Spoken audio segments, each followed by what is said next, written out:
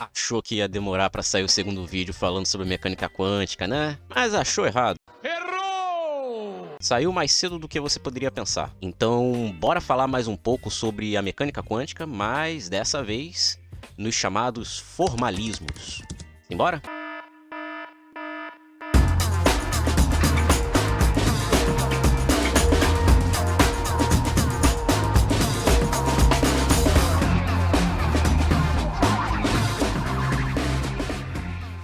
Como foi explicado no último vídeo sobre mecânica quântica, sua origem se deu a partir do momento que tentou-se explicar, sem sucesso, o problema do corpo negro, e que a partir das ideias de Planck, foi possível resolver com precisão tal problema, uma vez que a energia passou a ser construída de forma discreta e não contínua, como sempre foi tratada na física clássica. Por falar em discreto, sabe o que mais tem essa característica? E isso nem é um meme, tá? É verdade. Se você pensou no seu like e na sua inscrição, pensou corretamente. Ambas são discretas. Então, vamos pôr em prática um pouquinho de quântica e deixa seu like. E se inscreve se não for inscrito. Falou?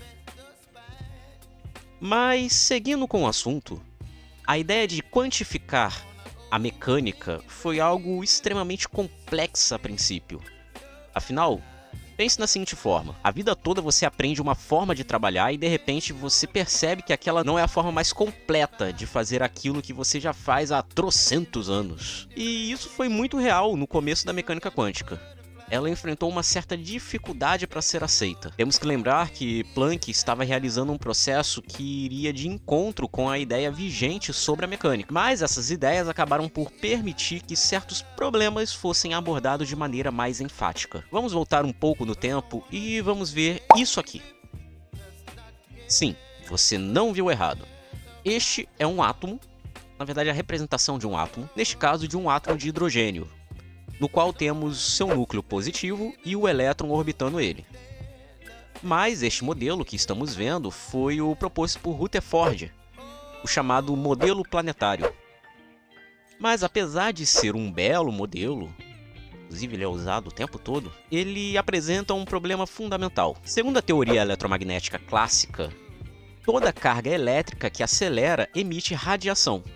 O tubo de Crookes e os raios catódicos estão aí para provar isso. Mas aqui está o problema. Produzir radiação requer um gasto de energia que vem da própria partícula. E se você começa a consumir essa energia, eventualmente não vai ter o suficiente para manter a órbita circular. E por consequência, o elétron deveria começar a espiralar para o núcleo. E assim, o átomo colapsaria. E portanto, matéria não deveria existir. É a conclusão mais lógica. Mas se você não é um fóton me assistindo em slow motion, sabe que a matéria existe.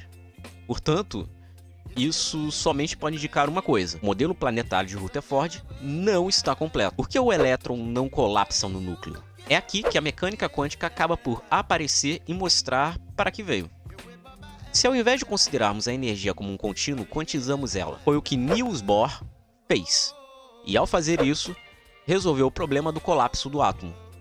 Segundo o modelo atômico de Bohr, o átomo obedeceria a 4 postulados, sendo que o primeiro deles nos diz que os elétrons que circundam o núcleo atômico existem em órbitas que têm níveis de energia quantizados.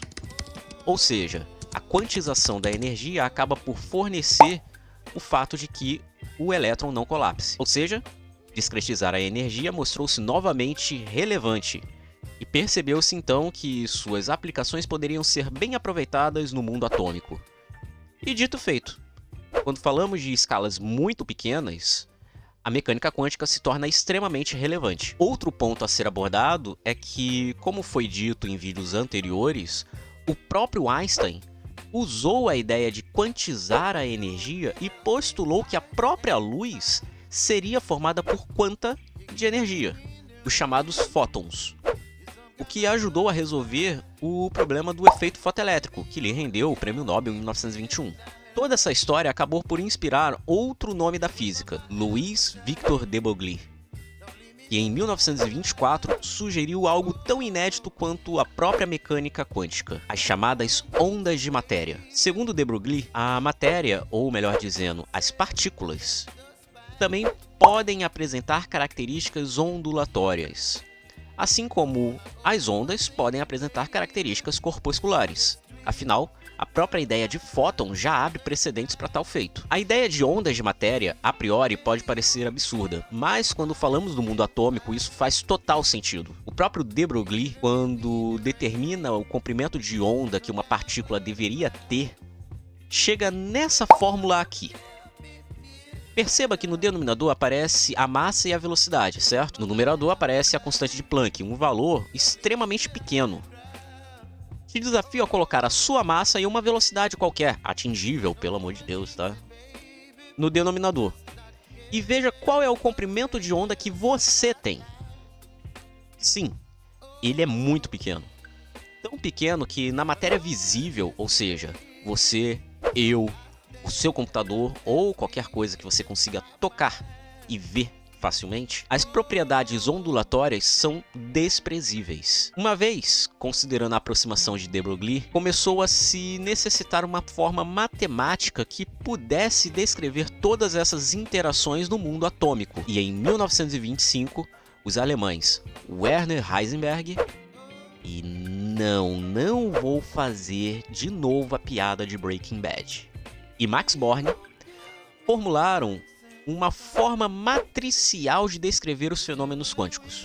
Sim, a mesma matriz que você aprende lá no colégio e que parece que não serve pra porcaria nenhuma.